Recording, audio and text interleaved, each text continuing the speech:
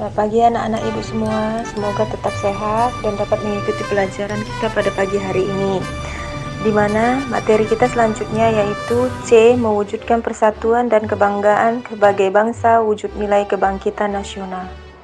Semoga anak-anak ibu dapat mengikuti pelajaran. 1. Mewujudkan persatuan Indonesia. Berdasarkan istilah persatuan dan kesatuan berasal dari kata satu yang berarti utuh atau tidak terpecah belah. Persatuan dapat diartikan sebagai perkumpulan dari berbagai komponen yang membentuk menjadi satu. Kesatuan merupakan hasil perkumpulan tersebut yang telah menjadi satu dan utuh. Dengan demikian, kesatuan erat hubungannya dengan keutuhan. Persatuan dan kesatuan mengandung arti bersatunya macam-macam corak yang beraneka ragam menjadi satu kebulatan yang utuh dan serasi.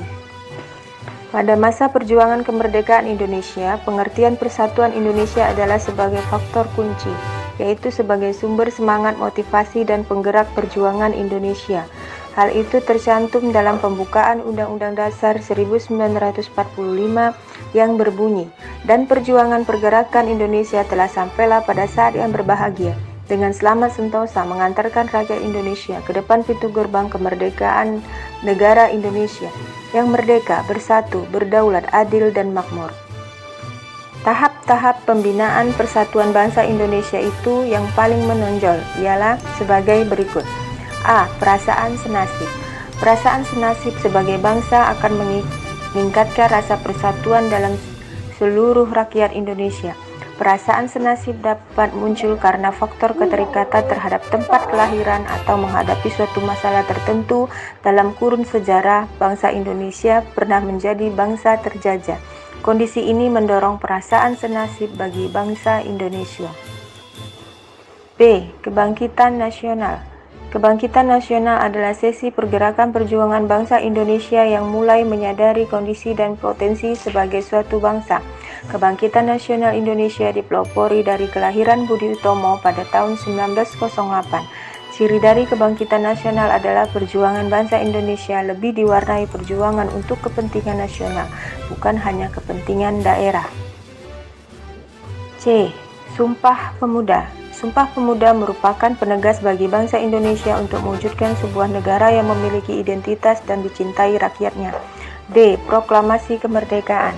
Proklamasi Kemerdekaan tanggal 17 Agustus 1945 merupakan titik puncak perjuangan rakyat Indonesia. Peristiwa Proklamasi Kemerdekaan dan pengesahan Undang-Undang Dasar Negara Republik Indonesia tahun 1945 merupakan konsensus kesepakatan bangsa Indonesia bahwa pengaturan kehidupan berbangsa dan bernegara dilandasi oleh Pancasila dan Undang-Undang Dasar Negara Republik Indonesia tahun 1945. Disepakati mengenai bentuk negara, yaitu Negara Kesatuan Republik Indonesia, dan masyarakatnya berada dalam suatu bangsa yang terdiri atas berbagai suku, ras, etnis, budaya, agama, dan norma-norma kehidupan yang mencerminkan Bhinneka Tunggal Ika. Pancasila dan Undang-Undang Dasar Negara Republik Indonesia tahun 1945 yang merupakan konsensus nasional menjadi panduan penting dalam menjaga persatuan dan kesatuan bangsa Indonesia dalam perjalanan sejarah sampai saat ini. Berbagai peristiwa pengkhianatan berupa pemberontakan, gerakan separatis yang dilakukan oleh berbagai kelompok masyarakat untuk mengubah atau mengganti Pancasila dan Undang-Undang Dasar Negara Republik Indonesia tahun 1945 dapat diatasi, khususnya oleh para pemuda. Di sisi yang lain, kita juga dapat menyaksikan mulai lemahnya semangat pemuda dalam melaksanakan Pancasila dan Undang-Undang Dasar 1945. Kemunduran jiwa dan semangat kebangsaan pada diri pemuda. Menurut laporan dari Kemenpora RI, ada 10 masalah pada generasi muda atau pemuda. A. Masih maraknya tingkat kekerasan di kalangan pemuda.